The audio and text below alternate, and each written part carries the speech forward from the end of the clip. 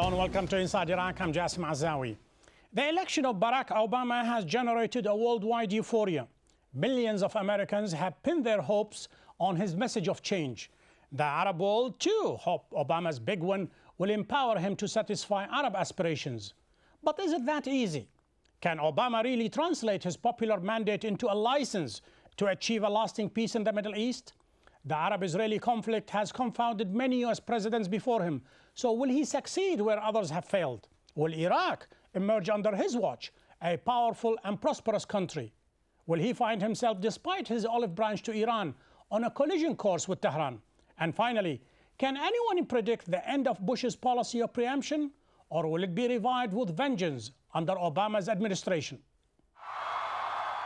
The choice of Barack Obama as US president appears to match not only the aspirations of the majority of Americans, but also those in the Middle East. Amidst the euphoria of change that the first African-American president may bring, commentators warned Obama has inherited from President Bush a Middle East situation that is politically fragile and potentially explosive. The motto of Mr. Obama, of President-elect Obama, is to change. Change. That's what we all need. Change in the direction of the foreign policy, change in the direction of the way the policy was conducted in the Middle East. President-elect Obama's promise to pull US troops out of Iraq in 16 months will now become his top priority in resolving the conflict. Iraqi Foreign Minister Shia Zabari's reaction was one of cautious optimism. We believe there would be some changes. But as far as Iraq is concerned, I personally don't believe there would be any changes overnight, and there wouldn't be any immediate disengagement because a great deal is at stake for everybody. The Americans and Iraqis are now deadlocked in trying to reach a security agreement. But with Iraq still weighed down by sectarian divisions, can the Obama administration come up with a security agreement that all Iraqi sides, Kurds, Shia and Sunnis, will approve of? Iran, which has often been accused of interfering in Iraqi politics and playing a destabilizing role in the region, urged the incoming US administration to conduct an immediate evaluation of its foreign policy towards the Middle East. Observers feel Iran's unwavering nuclear ambitions are probably the toughest challenge for an Obama presidency. So as President-elect Obama is counting down the days to his official inauguration to the White House, the Middle East is still kept waiting and hoping for the change that he promised. To appreciate the political implications of Obama's election for the Arab world, I'm delighted to welcome from Washington, Imad Mustafa, the Syrian ambassador to the US, and from Indianapolis, Dr. Saadeddin Ibrahim, the founder of Ibn Khaldun Center, and from Beirut, the former Lebanese Foreign Minister Faris Bouez. Gentlemen, welcome to Inside Iraq. Imad Mustafa in Washington, if I may start with you.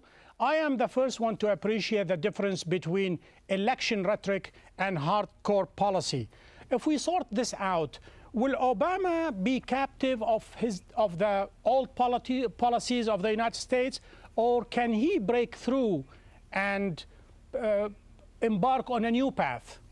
Well, that's a $1 million question. We need to make a distinction between Obama the man and Obama the president of the United States of America. Now, Obama the man is unique, and I think I don't need to elaborate on this, but just to remind our audience, it's unprecedented for the United States of America to have such a highly read, deep thinker, intellectual, profound student of world politics, a writer, a gifted writer, but a remarkable orator as well. Most importantly, a man with a very strong set of values that he has expressed time and again. But are these a prerequisite for a statesman, or is he capable of breaking a new mold? Now, this is the challenge. Will Obama be able to deliver into into the White House and through his administration? Would he be able to deliver the set of principles and thoughts that he has brought along with him, or will he face a tremendous challenge trying to translate these ideas and principles into policies and strategies for the United States of America? You asked the this will question, depend a lot. let me get an example from Faris Boys. Ostensibly, Mr. Boys, the Israeli lobby and the Jewish lobby in the United States somehow did not play an important role in his election to the Oval Office, at least this time. Does that mean he will be able to hold an equidistance between the Arabs and the Israelis, or will the Israelis somehow mystify Obama just like they've done with other US presidents? I think that from one hand we have Barack Obama, who is an intelligent man, who is a very cultural man, who is a very open man, especially to the international policy. And this is going to push him to really have a view on the international situation, which is totally different than the Bush administration. In addition to that, I think that Barack Obama knows very well that the votes for him were a negative vote, meaning by that they were condemning the Bush's policy, and that he have to do something other than the Bush policy. In addition also to that, I think that Obama realizes that the Bush policy brought the United States to the point, the actual point, to the actual reality. Now, the question is at which degree Barack Obama will succeed into liberating himself from the establishment, from a certain American establishment which is fully and totally supporting Israel. If I am to ask you to predict what his first term will be he be able somehow to lean against Israel? I am not dreaming and thinking that Barack Obama will be able to totally change this Israeli influence on the American administration. But I am nearly sure that Barack Obama will succeed into changing the style, into changing a lot of things, into dealing, he will be liberating from the conservative, neoconservative influence, which was a very negative one on President Bush. Sa'aduddin Ibrahim, perhaps the financial meltdown first and foremost brought Obama to the Oval Office, but before that, the one thing that brought him a clear distance away from all the other candidates was Iraq and his stance vis-a-vis Iraq. Let us look at Iraq. Next year, most probably, the beginning of the first brigades are going to leave Iraq, and the Americans will see US troops coming home. If Iraq starts to wobble with the drawdown of American troops, does Obama have the mental capacity and the resiliency to keep those forces in Iraq despite perhaps the negative and the criticism of his countrymen?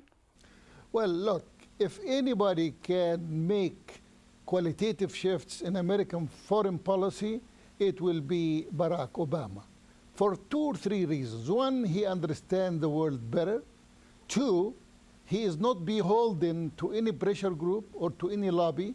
He was elected by a grassroots movement. And this is something that our observers, both regional observers and back home, do not take that into account. He has a more margin of freedom that very few presidents have enjoyed in recent decades. I believe that his mandate is, or at least his promises and his intention, is to phase out of Iraq in a responsible way. He is doing that in close consultation with the American generals on the ground. His second most important foreign policy issue is to get breakthrough in Afghanistan. Imad Mustafa, let me ask you this. In the recent few months, Syria received several blows, primarily the assassination of Imad Mughniya, the Israeli attack on a military installation in Syria, and recently the US attack on Abu Kamal.